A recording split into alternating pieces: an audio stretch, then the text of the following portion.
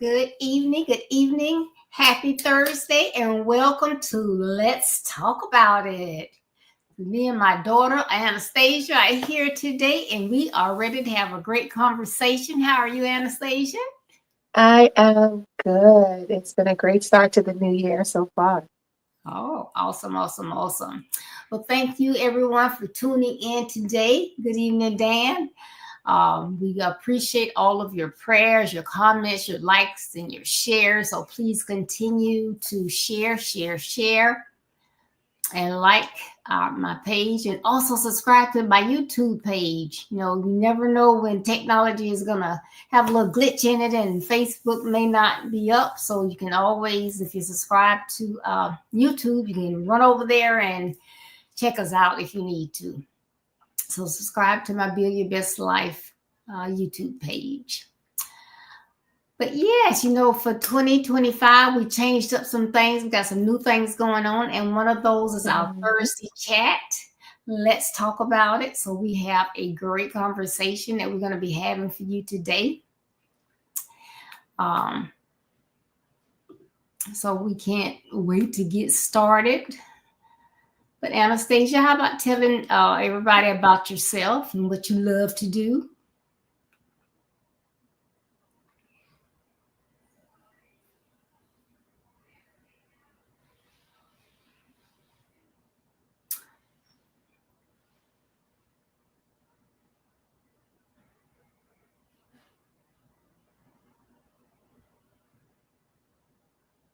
Anastasia?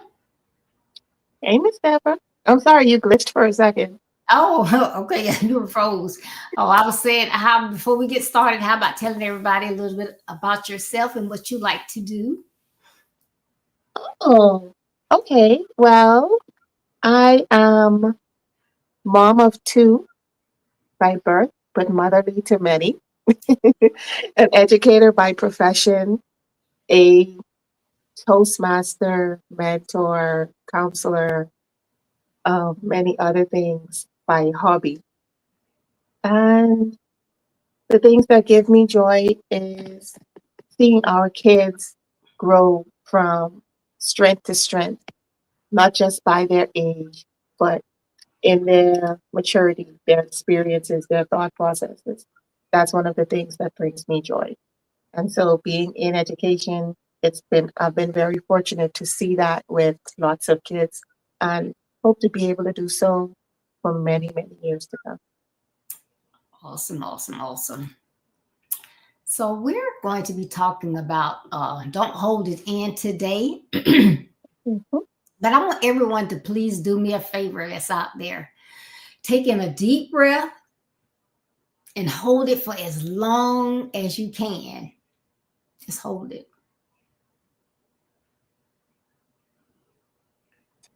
and hold it and hold it. But wait for it.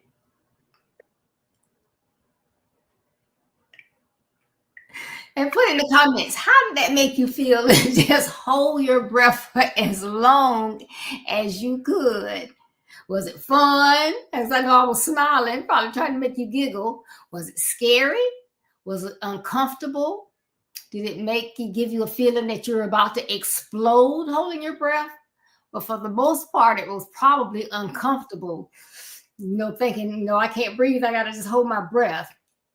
Well, guess what? The same thing can occur if you hold in your emotions. If you just hold them in, you can make some other things just explode because your body is like, I can't handle this. She's holding or he's holding all this stuff in. Your body just can't handle it. It will do all types of things. So I just want to do that little experiment with you. What do you think about that, Anastasia? That was a little bit of a challenge, especially when you're trying not to giggle, but it is great to push yourself. Yeah. Hi, Sean. Thank you for tuning in. All these Smiths on here. Well, tonight we're going to talk about 4 different areas that can really be impacted when you hold it in. So we want you to figure out why it is so much better not to hold it in. And so I'm going to talk about the first one, which is physical health, your physical health. So, like I was saying, when you hold your breath and you feel like you're just going to explode, what's next? What's next? When you keep your emotions inside, that's just like, some young men are raised to keep your emotions in, be strong, be a man, don't cry. But that's why you have emotions. That's why you have tears, so you can share them. It's okay. Don't get angry. Don't feel any type of way. Why are you so happy? Why are you giggling all the time? Every time I see you, got a smile on your face. Well, we have all these emotions because we're supposed to have these emotions. You don't want to keep them aside. The only time emotions are not good is when they get out of control, such as if you get angry. It's okay. Everybody gets angry every now and then, but it's how you control that anger. So if it makes you physically abusive or verbally abusive to someone or to do something that you would not normally do, then that's not good. But your emotions are good. As far as your physical health goes, if you hold in your emotions, you're like somebody has just really, really, really made you angry, and you got to be in the house with that person, and you're trying to avoid them. And every time you see them, you think about what they did again, and you just holding it in, and you're just so angry. That's not good. That can make your pressure go up. And I know you hear people say, "Oh, you make my pressure go up," and you think, "Oh well," but that's a real thing. Hypertension can kill people. So holding that in when that it might have been a misunderstanding or what they did may have been wrong, but you got to get over it because you can only control yourself. You go to that person and say, "Hey, do you know how you made me feel?" And if you can have a calm conversation, you want to have that calm conversation and get it out and then let it go. But you don't want to hold those type emotions in because it can, like I said, it can impact your hypertension, it can impact your heart. Uh, of course, it can run your stress level up. You get headache. Have you ever been sitting around somewhere and you're like, "Oh, my head hurts so bad." And it's like, "Why is my head hurting?" And you forgot, someone just really teed you off, and it was someone that you highly respect, so you wouldn't fly off a handle at them or anything, but you kept it in. And, you know, it happened hours and hours ago, but you kept it in, you didn't say anything. They may have done it in front of a lot of people, so you feel in some type way, and it can make you uh, get in a real bad place. And again, it can impact different portions of your health. Deacon Holmes, if you ever have been in that situation where someone just really, really, really has done something. And then that's the same thing where I said, a lot of men were taught, "Hey, suck it up, don't cry." But say you lost someone, it could be a friend or a parent or something, and somebody's told you, you shouldn't cry, and it is really, really hurting you. That's just the closest person to you, and you're sitting there and you're just trying to hold it in. "I can't cry, I can't cry." That can put you into another state that I'm not going to even go into because Anastasia is going to talk about that a little later. But it can do things to you. So don't hold it in. Remember, emotions are good. Everybody has emotions. We all got them in our toolkit. It's okay to use them. We just don't want to abuse them. Okay? All right. So, uh, speaking of abusing, abusing your emotions, we can probably now get into controlling your impulses. So, let's keep in mind, we're talking about not holding it in. Don't hold it in. But as we let it out, we have to make sure that that we have considered the place, the time, and how it's done. And with us doing that, it's us learning how to control our impulses. Now there's a term going around now, intrusive thoughts, intrusive thoughts. There's something else that's happening in the room or something that you just saw, whatever, and this thought just pops into your head and automatically you say it or you do it. And we've been making a little bit of a joke about it lately, talking about your intrusive thought, whether it's something that you say or something that you do, but it's just something that's off the wall that entered your brain and you just could not help yourself and you just acted on it. That is impulse. So there are lots of causes for impulse, and it all starts in our brains. So, you can think of it as a small voice in your head, you know, is this a really good idea? Why or why not? Those are the things that we should ask ourselves before we act on that intrusive thought. If we don't take that second to ask ourselves that question, is this a really good idea? Why or why not? Then we end up saying what it is that we wanted to say or doing what it is that we wanted to do without thinking about the cause or the effect. We are going to have to live with the effect of our actions on a day to day basis. It's called being accountable to yourself. Now, children are often impulsive because they're still developing and maturing.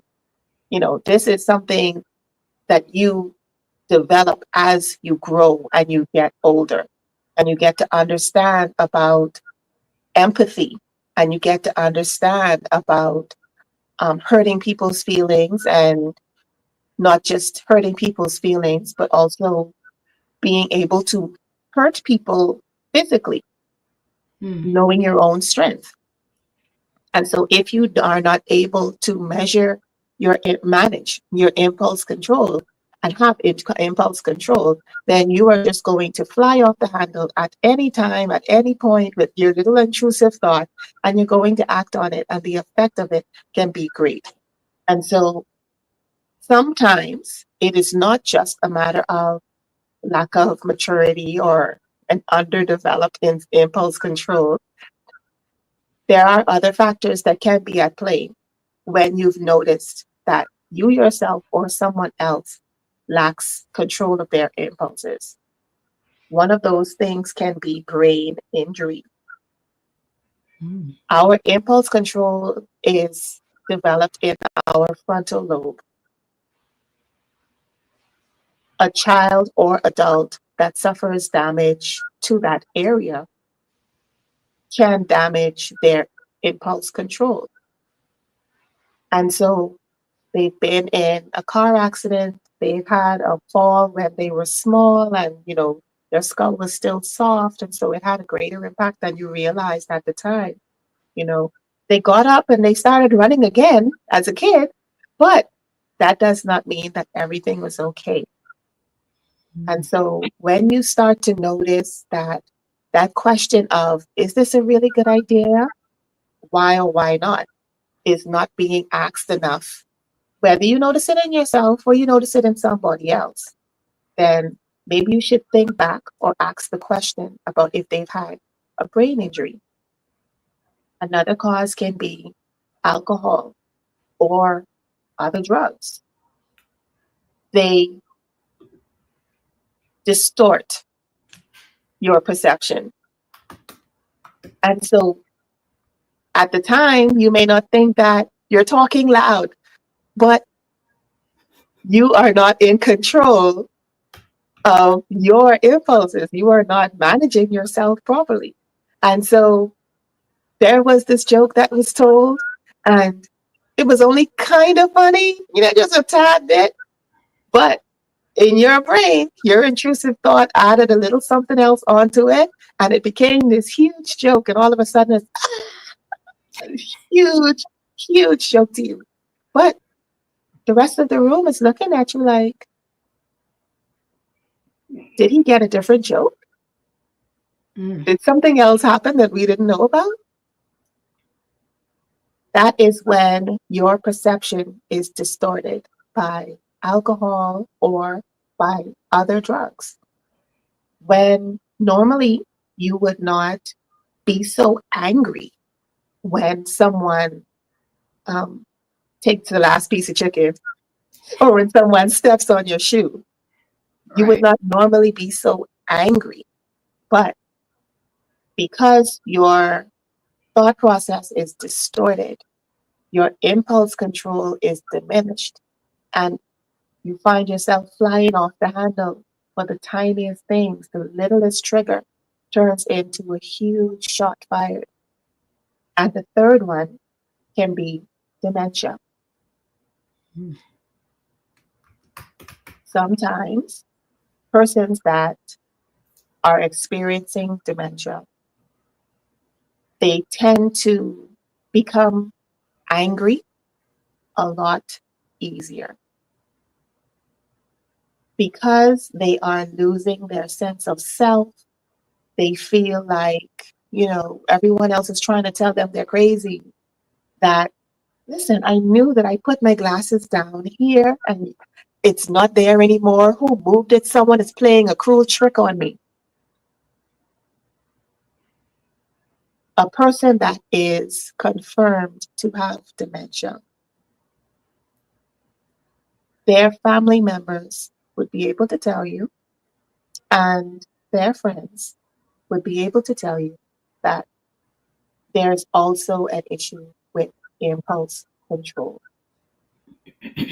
All of those are conditions that affect the frontal lobe. And so when we're trying to notice a pattern in somebody, to know if they've got that control of their impulse, if they've got impulsive behavior, we're looking for things like aggressive behavior.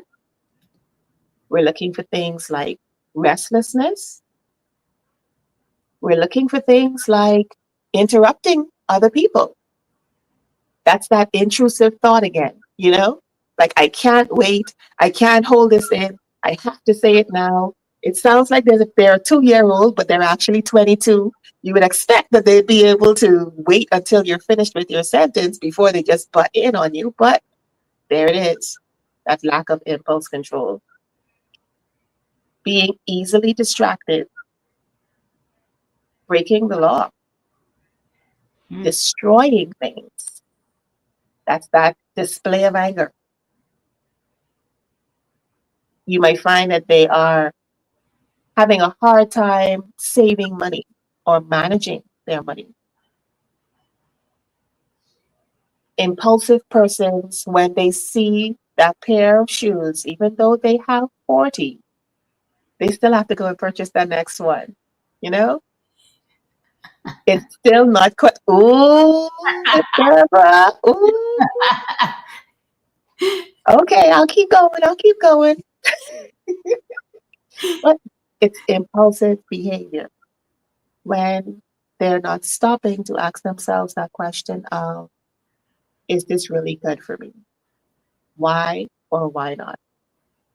And so inappropriate sexual remarks, angry outbursts, calling out in class, jumping without looking where you land. Now that's a behavior that's more in children. You will see that they'll climb on something and they just jump. Yep. They did not consider if it was sand or if it was sea, but they were just ready to go. So they did it. You know, they have, say, the first thing that pops into their head, even if it's not nice. And sometimes it's screaming, emotional reactions, those tantrums. They are a part of impulsive behavior. And so when we see these things, if it's something that I've said and you've noticed it within yourself, or you've noticed it in someone else, I don't want you to respond or react if it's just one thing standing on its own.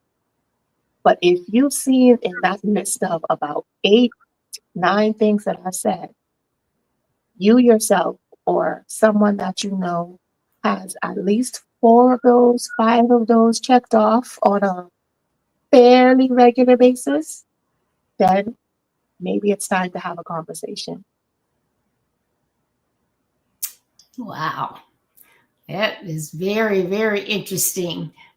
So, if you have just joined us, we are talking about don't hold it in. We're talking about those emotions and how it's okay to use emotions within limits. You have to be able to control your emotions. Thank you all for tuning in. Hi, Brother Jackson, how are you? So, our next one that we're going to talk about is relationship difficulties. Relationship difficulties, how that can come into play when we're talking about your emotions. So, keeping your emotions inside and not discussing them with friends, with family, co-workers, and other people that you run into, and can put a strain on those relationships and can even ruin relationships. You know, you look at somebody and say, oh, they're just so happy. Every time I see them, I just thought they were the happiest people. Why did they break up? Well, because they had something going on. It was one of those emotions. And maybe that person was keeping it inside. They weren't telling the other person how it was making them feel. And so they just grew further and further apart because they didn't take that time to find out that emotion that was really, really, bothering them. It kind of ties into those crucial conversations. Sometimes you keep them in because you don't want to have those conversations with people. But it can really, really impact all types of relationships with your friends, your family, your children, coworkers. But it is essential to let people know how they make you feel. Because they say it's not so much what people do, but it's how you react to it. But when someone acts a certain way, like when I was in corporate America, I had this one person, I don't care what mood I was in, they were always going to try to push my button. And most time they did a good job of pushing my buttons until I just had to say, hey, hold up, stop, just leave, just get out of my office, just go. You want me to leave your office? Yes. Do you can come back and talk to me like you're supposed to? Bye. But as long as I allowed them in my space and to push my buttons, they were having a great day every day. But you have to stop people, and you don't allow people to keep doing that, because she was happy. And then it's great. It feels better to be happy than frustrated. So she's happy, I'm frustrated. So I was the one then that had to hold it in, because I felt like, well, I'm in management, so I gotta, be a certain way. Well, managers have feelings too. So I just had to, put a stop to that. Or I could have been in that first category I talked about, when it starts to go into impacting your physical health. When you don't say anything and you end up being frustrated all the time. Another reason why with your emotions, sometimes you feel like someone always take advantage of you, or you might say they're using us. They never call me unless they need me to take them somewhere or do something for them. Hey, you didn't get the memo? It's okay to say no. You can say no. It's just how you say no, as Anastasia stated earlier. You don't just say, no, I'm not going to do that. Just like, you know what? I really would like to help you out, but I'm not able to do that today. And it's okay, because your time is your time. So you don't have to allow, you say yes, you don't want to do it. You're fussing at yourself all the way there. They get in the car, and then you got to put on a friendly face, and you're and you're angry, and you're holding it in. You get back home, you got this horrible headache. It's, oh my goodness, why does my head hurt so bad? Because you just put yourself through all of those emotions that make you feel bad, and you were holding them in when you could have just said, no, I'm not able to do that. Sound familiar? Put it in the comment section. But we cannot allow others to frustrate us by their actions, and we can't let those things that we cannot control frustrate us. Many of you know Coach Ricardo Miller, and he's been doing a fantastic early morning devotion this week about, not being frustrated in 2025. And you think about it, that's not fun at all to be frustrated. And then, think about, I'm allowing someone else to make me feel this way. You can control how others make you feel, because you don't let them walk all over you or talk to you any type of way. And I don't care who it is. It can be your pastor, it can be your boss, it can be your spouse. It's not what you say, it's how you say it. So your boss getting all over you and they wrong or whatever, you might not say, you might take, say, hey, I can't say anything right now because I'm really, really angry. I'm one of those that when I get angry and I know I can't say what I want to say, tears start flowing down. So it might not be that time. So, but you may go to them later and say, can I talk to you a minute? I just say, I didn't say anything earlier because it really bothered me. But you said blah, blah, blah, blah, blah, and that was not the case. This is what happened. Oh, I didn't know that. But if you don't say anything, what's going to happen? You're going to resent them. You're going to hold on to that. Every time you see them, you're going to think about it again. So that is why you don't hold on to those emotions. Some people may think about it and say, well, is she telling us to just always get in arguments with people and fuss at people? And no, I'm not. That's not what I'm saying at all. I'm just saying that you cannot let other people frustrate you. You have to take care of your physical health and your mental health. So you cannot control other people, but you can get out of their space. You know, if there's certain type of people and you don't have to be around them, you can remove yourself. And then sometimes you have to have those crucial conversations. If it's someone that they're just ugly, they don't know how to talk to people, you can just very calmly let them know, the way you speak to me, I'm not sure why you do that. I'm always nice to you. I always talk to you in a normal tone. Is there something that I did that upset you? Oh, I didn't realize I was yelling. I just talk like that. Well, maybe you talk like that, but it kind of upsets me. So you have to have those type conversations because relationships are essential to us. We can't get around being around other people. We have to work with people. We have to go to doctors. We have educators. We go to church. We work in groups like Toastmasters and all types of things. So you can't get around relationships. So you have to learn how to utilize your emotions, how to protect your emotions, and how to protect your frustration. So I hope that helps. I love the little plug that you put in there for Toastmasters. It's a great organization. I'm always push it. I'm always tell you to go check it out. So if you feel like that's the thing for you, go ahead. But this is not a Toastmasters talk. We are talking about not holding it in. I was going to say letting it go, but same thing. Don't hold it in. And as we think about things not to hold in, we do not want you to hold this conversation to yourself. Make sure that you are liking, make sure that you are sharing, make sure that you are sending. As Ms. Deborah said at the beginning of this stream, um, Facebook may not be a reliable source for you. YouTube may be more reliable for you. And if that's the case, then hop on over there. Make sure that you are following Build Your Best Life. And we are about to get into mental health. Ms. Deborah started to touch on it just a little bit, making sure that you are protecting yourself, not only physically, but also mentally. And there are a few ways that we can do that. It doesn't just look a certain way when we are protecting ourselves and we're trying to make sure that we're keeping our mental health intact.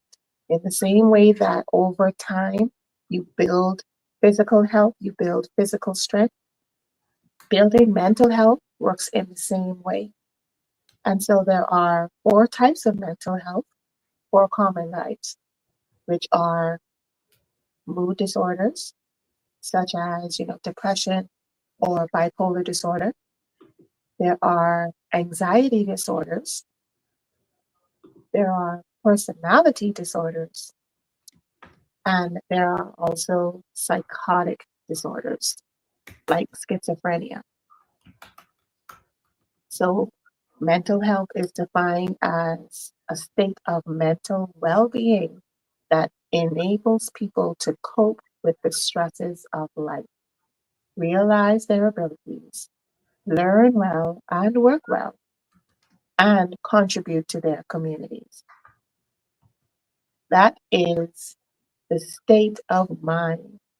That describes the state of mind that you would be in if you are not experiencing any of those 4 types of mental disorder, mental malfunctions.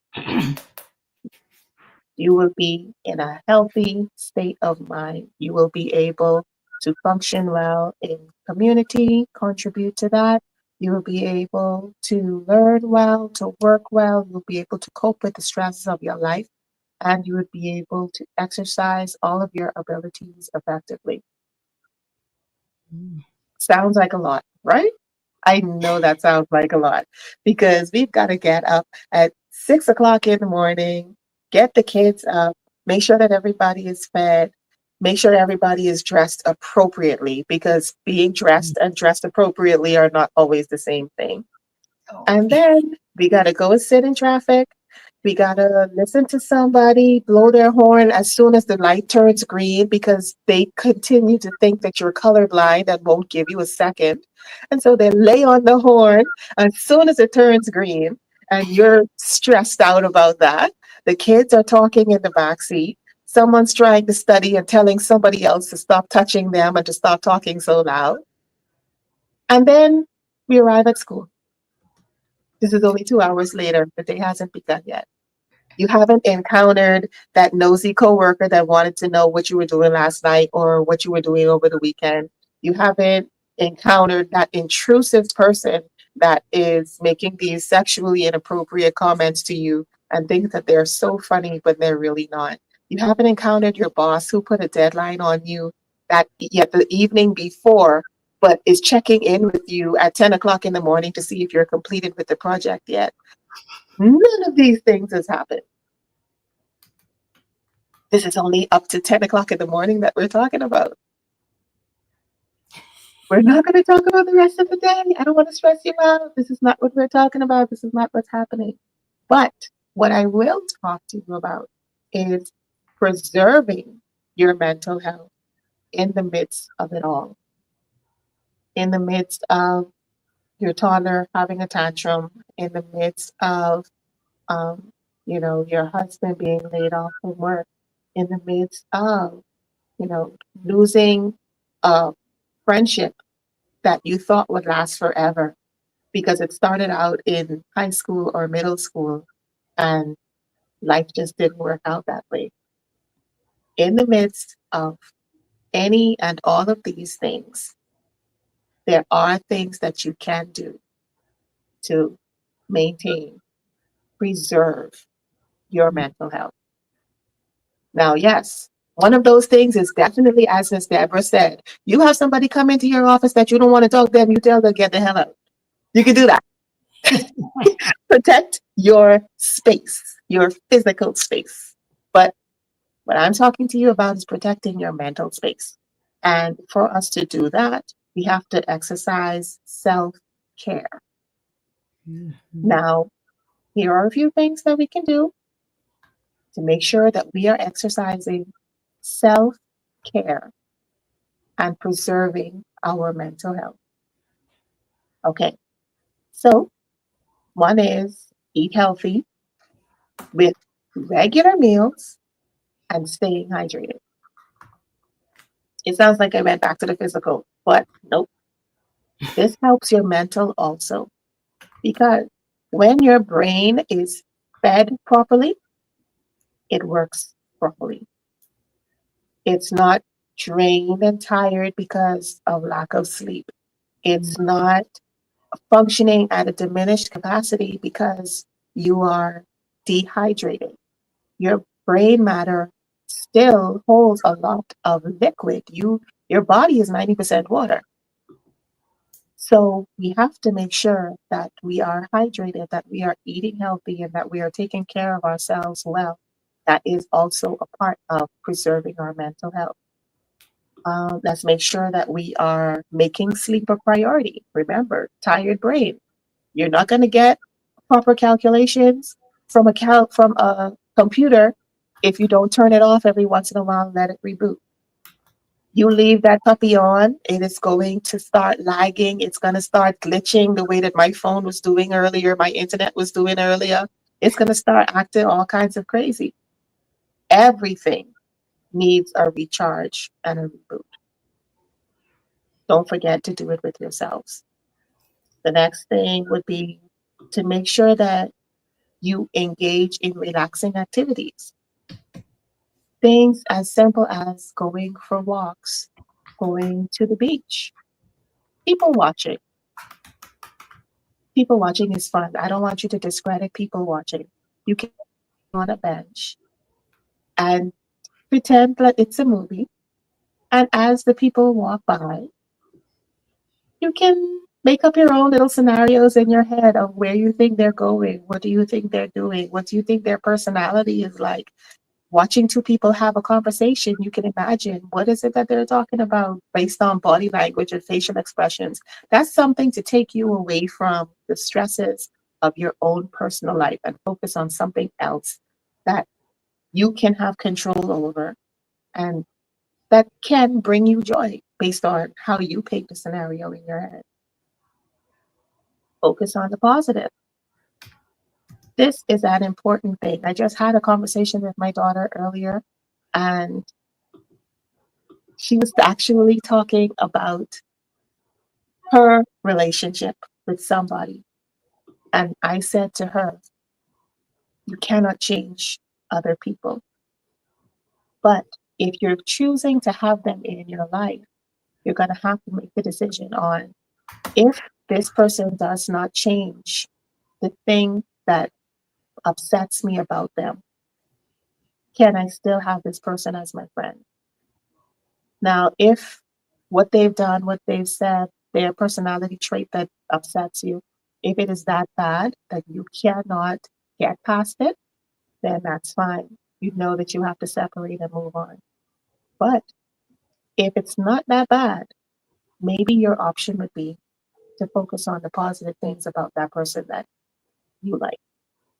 This goes back to what Ms. Deborah said about relationships.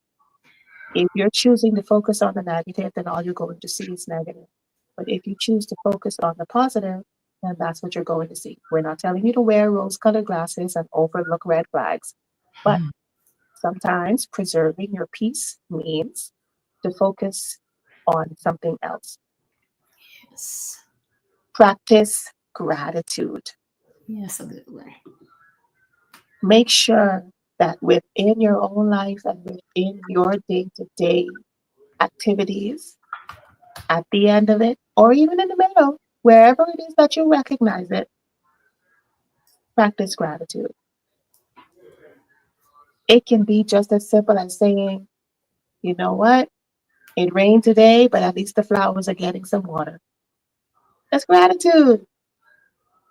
It can be as simple as, listen, I could not find the shoes that I wanted to wear this morning, but these ones are a lot more comfortable. So here we are. Yeah. Gratitude. Simple little mindset changes can help us in amazing ways. And so when we're looking at mental health, let's make sure that we are sleeping. Let's make sure that we are eating and drinking properly, that we are focusing on the positive, and that we are practicing gratitude. And in the midst of it all, don't forget to work on and maintain healthy relationships. No man is an island. We got to make sure that we're not just going through this life by ourselves, but we have those important persons around us that are helping us to get through. Like right there. Yeah. Persons like that. Make sure that you've got some great persons in your corner helping you throughout the days, throughout all of the experiences that you're having. And always know that you are not alone. God is always with you. All right. Yeah.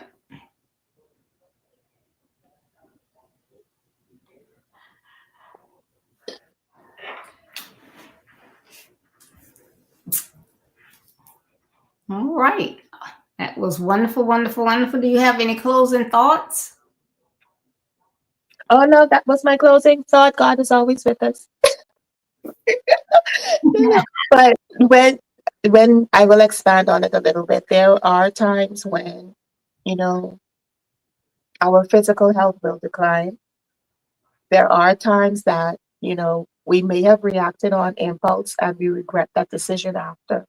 There will be times that our relationships will crumble. things like that can happen, will happen, and all of those things can have an effect on us mentally. If we hold on to it and we focus on those things that have happened that did not go the way that we wanted it to, then we are digging ourselves deeper. You are going deeper and deeper into the rabbit hole, and everything else is just piling on more and more and more. But there is this old story about a donkey that was stuck in the well. He was stuck in the well and was, I can't make donkey sounds. Don't count on me for that. That's not one of my skills. But he was making noise all night into the morning because he was stuck in the well and was looking for help, hoping that his master would come and get him. And the people in the town were annoyed with him making noise. And so they decided, you know what? We can't get him out. There's no one that can go in and get him. There's no rope long enough. None of that is there. So let's just bury him in there so that he can stop making noise. They started shoveling the dirt in, and then they realized that the donkey wasn't crying anymore. So they said, okay, this is working. Continue to shovel the dirt in, continue to shovel the dirt in. And then all of a sudden they saw the donkey just popped out of the well. Sometimes when it seems like you are at your darkest, you are in such a hopeless situation, there is absolutely no way out. You have called for help to everyone around you, Mm. and everything is just piling on higher and higher and higher. You're going to need to be like that donkey, shake that dirt off, and take a step up. Shake off the next set of dirt, take a step up. Yes. Shake off that other set of dirt, take another step up. And soon enough, you'll be at the top of your situation. Now that is my closing. That is the revelation. I love it. Yes. Woo. That help might not come when you want it, but when it comes, hello. There it is. It's coming. It's on its way. Yes. Well, thank you everyone for tuning in. Sean, thank you so much for being engaging and commenting with us. We appreciate it.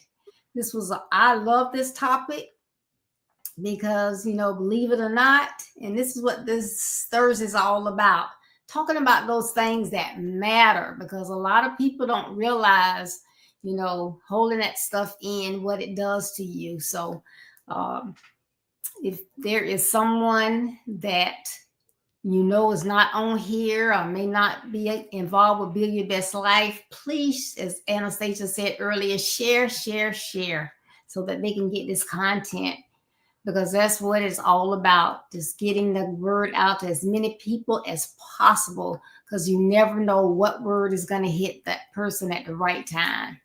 So thank you all so much. Please join us on Tuesday, January 28th at 6:30 p.m. Eastern Standard Time, 5:30 Central Time for Blueprint for Success. Our guest is going to be Cynthia Ferguson from Dallas, Texas, and our topic is going to be critical conversations. So like a spinoff, we're going to have those critical conversations. So please plan on joining us. I appreciate it. Everybody, please stay safe. I know everybody's having bad temperatures, and places that's not used to snow and ice is having that, and it's causing a lot of accidents. So everybody, if you can stay off the road, please do so, but stay safe, stay warm. Remember, building your best life is our business. That's not a slogan, it's our commitment. I love you. Be blessed. Stay safe. I will look for you on Tuesday. And Anastasia, as always, I'll be in touch. So see you next time.